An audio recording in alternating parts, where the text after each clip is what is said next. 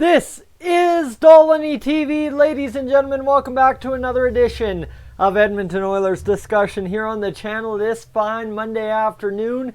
A day that I've had the entire day off work to sit back, recharge, relax, and of course watch what happens with our Edmonton Oilers today on a fine final day in Kelowna, British Columbia for the team as they practice away.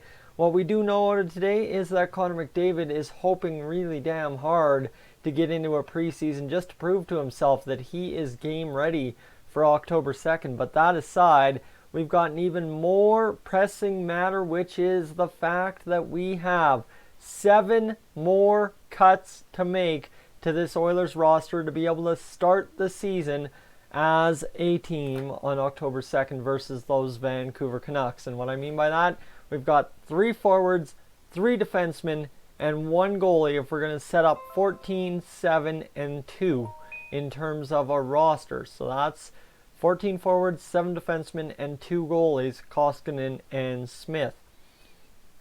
Alright, so where does that leave us? Well, that leaves us talking about today's lines in the practice round at the Kelowna practice grounds for our Oilers. Sorry, I'm trying to remember the stadium name and I'm totally blank, and that's my bad. I should pay more attention, but is what it is. So let's get to the forward lines before I embarrass myself any further. It's Draisaitl, McDavid, Kassian. Guys, we know about this. This isn't our concern. Neal, RNH, Gagne. Again, not a concern. Chiasson, Cave, Russell, Kara, Sheehan, Archibald. Round out the top 12 players practicing. Then you've got Nygaard, Bertasov, Haas on that 5th line, if you understand where I'm going, and Granlund wasn't on the ice. So for the Oilers, you've got 17 forwards left in camp. You got to cut 3. Then you've got, of course, defensively, Larson, Nurse, Clefbaum, Persson. You've got Russell, Benning, Manning, Bouchard, Legason. And who am I missing? I am missing somebody. Bear. Jeez, brutal. Come on, Tyson, you got to be better. I can't be missing Ethan Bear. I'm talking all about protecting Ethan Bear, and then I can't even remember him. That is a write-off disaster. But anyways, back to the point is the simple fact that I talked all about how confusing of a go the defense is for the Oilers coming into this year, because somebody's going to outplay and somebody's going to lose a spot, and then somebody's going to have to be traded or waived or something like that, right? Well, forwards wise, it's the same exact thing, and that's what I want to get into the discussion about. Is an easy chop, if you don't want to have to trade or cut anyone to begin with, is Bertasov. You let him go off his PTO, no problem. Okay, that reduces you to 16. Now you just have to make 2 hard decisions, right? Now you've got 4 guys for 2 spots. Well, Nygaard's going to be in your top 6 100%. Or top 6, top 12. Haas, who knows? Yurko played well in camp, but does he start in the AHL? Patrick Russell, same thing. Those are some obvious ones. Colby Cave has played really well. I think he still has a spot on this Oilers team. Alex Chiasson, obviously. Josh Archibald, that is where we start asking questions. Riley Sheehan, possibly as well, as a spot we could start asking questions. And Jujhar Khaira is safe. So we've technically got, out of those 17 guys, you've got to guarantee that 8 of these to 9 of these guys are safe as NHL roster players for the Oilers. That leaves 8 guys for 5 possible spots. And that's a tricky question to fill, right? Yeah, how do you fill those spots with the guys on this list that are going to make up the Edmonton Oilers opening night lineup against the Vancouver Canucks? Well, it's the same thing as the defense in essence. Is you look at it this way, is if the Oilers are going to allow some young blood into the organization to start the year, they're going to have to put guys either on waivers or put guys via trade somewhere else in the league. And then obviously you can talk about changing the roster that way and doing all that. But when you're talking trade candidates and you're talking waiver candidates, there's a lot of questions as to what you can do with this roster, right? I don't think you want to put the guys you just signed to 1-year deals via trade somewhere else. I don't think the Oilers are about to do that. But when you're talking about trade candidates for the Edmonton Oilers, you're talking Matt Benning, you're talking Chris Russell, you're talking Brandon Manning, you're talking Adam Larson. There's 4 guys out of those 10 defensemen, that 1 or 2 could very well be shipped out of town before the end of training camp, or at the very latest before October 2nd. So defensively, it's a mess in essence there, because you've got guys that are really pushing up the ladder, right? Evan Bouchard, if he goes out here and shows very well, he's going to damn well be an NHL defenseman. We can try and fight it all we want, but that's going to be the case, because I think Dave Tippett really likes what he brings, and Ken Holland's comfortable with letting Evan Bouchard be in the NHL, or else by now I think he would be back in the AHL. So that's a question mark. Obviously, Ethan Bear just keeps going up as the games go along. Well, right there, that's forcing out a spot, right? Brandon Manning's supposed to have a spot here based on how he's played and based on his experience and what he can bring in the 7th defenseman role. But, right, is he going to be outplayed?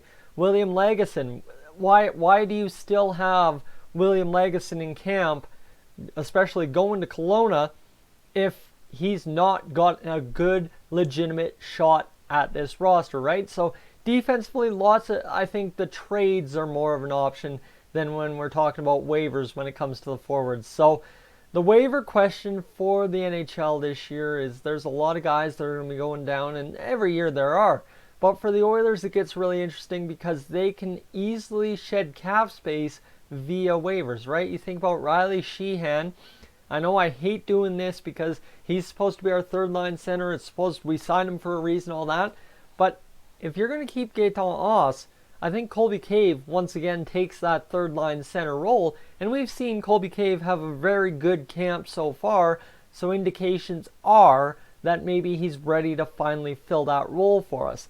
Josh Archibald, another guy who, hasn't gone out and stole any headlines in camp. So if you're looking to free up one of those 3 roster spots, well, very easy. It's not too hard, right? You've got 17 guys for 14 spots. You've got Sheahan, Archibald, Bertasov, Yurko in those 4 guys that could go. Well, suddenly you're talking a lot of guys that can maneuver around, right? Nygaard, again, we're keeping him 100%. I think we really like what we have.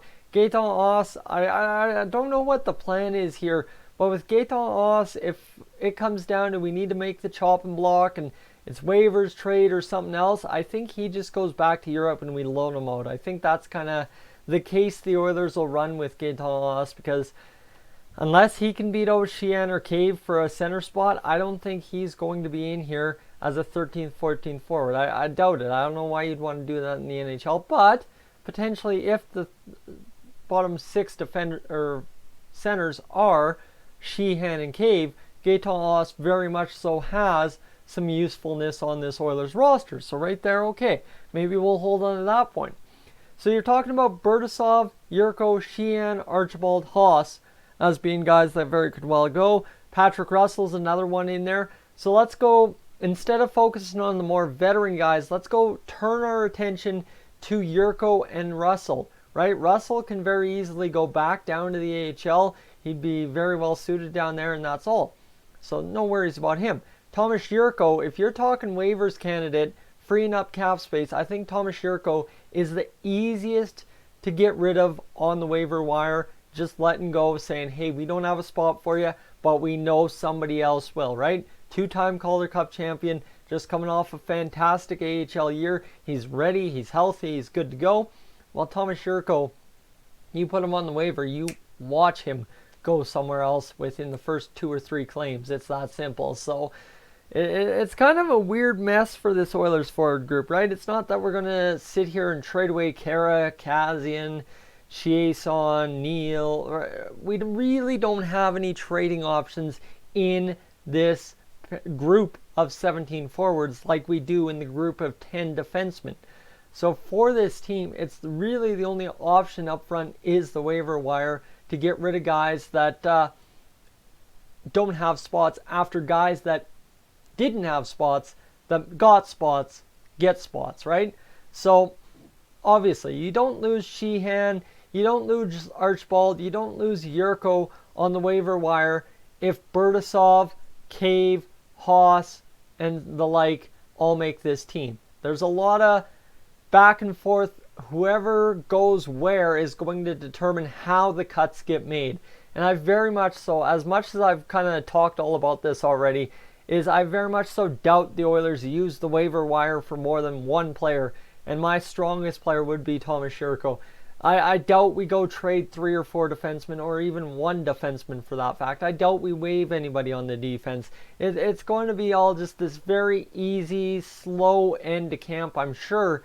But the possibilities right now, with 7 cuts to make, 1 guaranteed in Shane Starrett, so 6 to go, are very, very limitless. There's a million possibilities here for this team as to how they can build the roster. In fact, if you do the math, I'm sure it's something like 1,000 different combinations, I'm sure. But you look at it, right? It's very confusing, and to explain it, it's tough.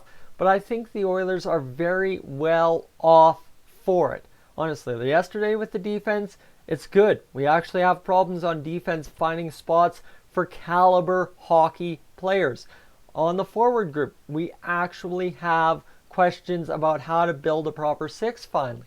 So right there, we are very well off, guys. I want to hear your thoughts. Out of the next 6 players cut, who are your 6 cuts? I want you to kind of give me the look. If you think Bouchard's making it, I want to see what that looks like. If you don't think Bouchard's making it, I want to see what that looks like. Who on that forward group would you put on the waiver wire? Let me know. Guys, I'm Tyson. This is Dolynny TV. Hit me up in the comments section down below. Make sure to hit subscribe while you're going down there. I am up on out of here.